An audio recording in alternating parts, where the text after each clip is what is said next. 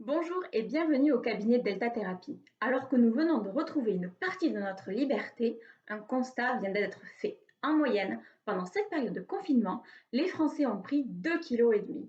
Sujet épineux que l'on voit tout de suite après le générique.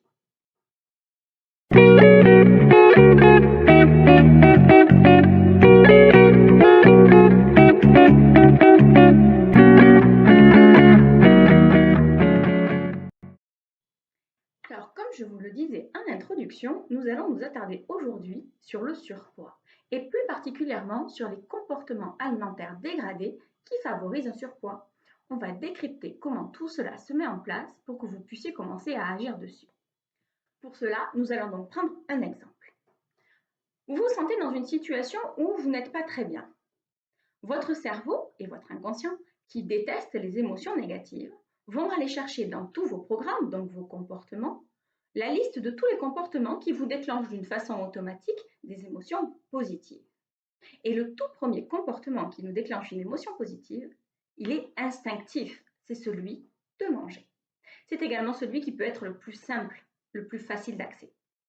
À ce moment-là, votre cerveau va vous déclencher une impulsion qui va vous donner envie de manger. Attention, ne pas confondre, vous n'allez pas avoir faim, votre estomac ne va pas vous réclamer à manger. Non, vous allez penser à manger, vous allez avoir envie de manger, mais sans faim.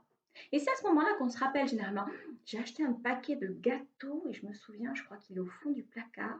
Et à partir du moment où vous pensez à ce paquet de gâteaux, il vous obsède jusqu'à ce que vous cédiez à la tentation. Au moment où vous cédez à la tentation et vous commencez à manger ces gâteaux, eh bien votre cerveau libère des hormones qui vont favoriser votre plaisir. Du coup, votre émotion va passer au positif. Mais ce n'est que périodique. Car lorsque vous allez constater que le paquet de gâteaux est terminé, il y a une croyance qui va venir se mettre dans votre cerveau qui vous dit «Ah, j'ai mangé tout le paquet de gâteaux, je vais grossir». Et là, vous allez vous sentir encore plus mal. Votre inconscient va alors chercher un autre comportement pour vous faire déclencher une émotion positive à la place et il va de nouveau tomber sur le fait de manger.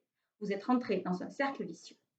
Pour en sortir, la première chose à faire lorsque vous pensez à manger, c'est de vous demander est-ce que j'ai faim? C'est mon ventre qui me demande à manger?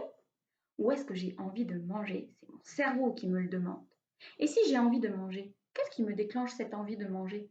Est-ce que je m'ennuie? Est-ce que j'ai une émotion négative? Juste prendre le temps de se poser et de se demander qu'est-ce qui nous déclenche cette envie.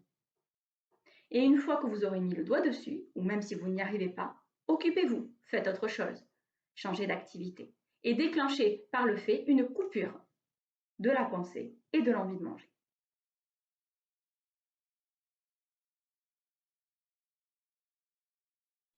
Si le sujet vous intéresse et que vous voulez en savoir un petit peu plus sur les mécanismes du cerveau qui influent les comportements alimentaires dégradés, je vous invite à participer à la conférence gratuite que je fais en ligne le jeudi 21 mai à 18 h. Pour ceci, vous trouverez dans l'explication et le texte de cette vidéo tous les détails pour vous inscrire. On se retrouve très bientôt pour de nombreuses vidéos. Je vous fais de très gros bisous et bon déconfinement à tous!